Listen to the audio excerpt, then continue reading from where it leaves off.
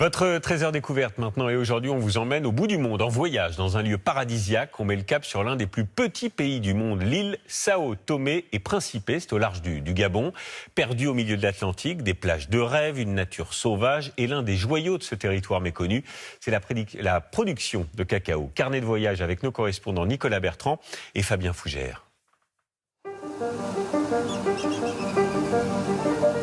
Quand les nuages se dissipent, c'est d'abord la nature qui surprend. 600 espèces de plantes endémiques et des pans de forêt primaire intacts.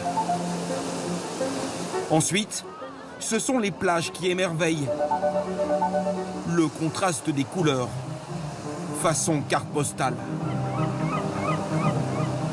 Voici Sao Tomé et Principe, île volcanique tropicale, un des plus petits pays du monde, au milieu du golfe de Guinée.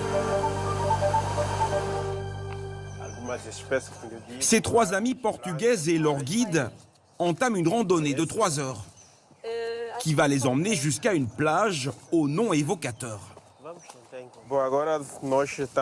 Notre randonnée va longer la côte, à travers la forêt. Et nous allons rejoindre une très belle plage cachée que nous appelons la plage céleste. Elle est très isolée et on ne peut y accéder que par des sentiers, comme nous allons le faire. En chemin, Brice, le guide, va leur révéler certains secrets de la forêt, qui depuis des siècles est aussi une sorte de pharmacie en libre service.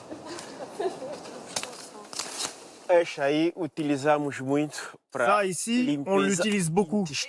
Ça sert à nettoyer les intestins. Regardez, on fait comme ça. La balade les emmène au milieu des fougères arborescentes et autres plantes tropicales, parfois à flanc de falaise. Et finalement, la plage promise apparaît. Attention, attention. Katharina n'attendra pas une seconde de plus. Ici, à Sao Tomé, la mer est chaude et elle est très bleue. Et il y a la nature tout autour. Je pense que c'est un paradis sur Terre. Et ce coin de paradis leur appartient désormais. Les trois amies sont seules au monde, la plage rien que pour elles, avec cette impression de vivre un moment hors du commun.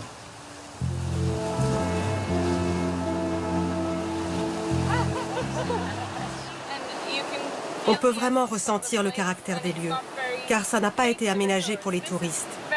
C'est très authentique, et c'est ce qui rend ce pays si unique. De l'autre côté de l'île principale, quelques visiteurs viennent eux aussi d'arriver dans une petite crique. Bienvenue au Lagon Bleu. La mer est un peu agitée, alors il va falloir faire attention quand on entre dans l'eau. L'océan Atlantique est parfois un peu capricieux.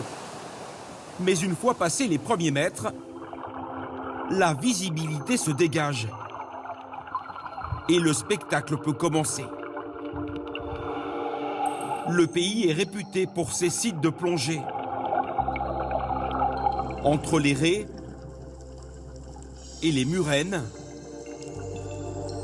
il y a aussi plusieurs espèces d'hippocampes, dont certaines ne vivent qu'ici. Pour les plongeurs du jour, l'expérience est inoubliable. Incroyable. C'était la première fois que je voyais des hippocampes après 18 plongées. Oh, je suis content.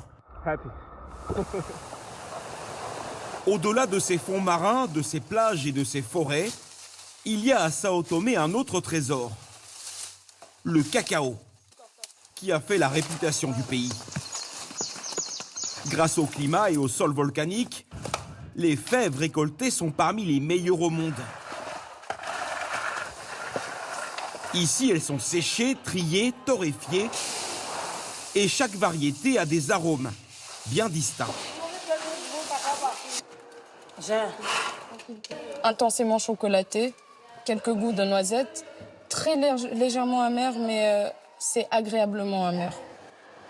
L'immense majorité du cacao produit à Sao Tomé est exportée, mais une partie reste sur l'île pour être directement transformée en chocolat. C'est le cas ici dans les ateliers de Diogo Vaz, avec des recettes parfois très originales. C'est un chocolat noir classique à 70% qu'on fait à partir d'une fève qui s'appelle la melonado. Et là, on a rajouté une petite ingrédient spécial, le poivre de la plantation. Du coup, il y a un peu de poivre blanc par-dessus.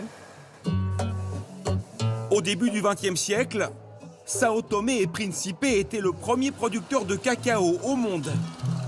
C'est à cette époque que le pays a hérité de son surnom, les îles Chocolat.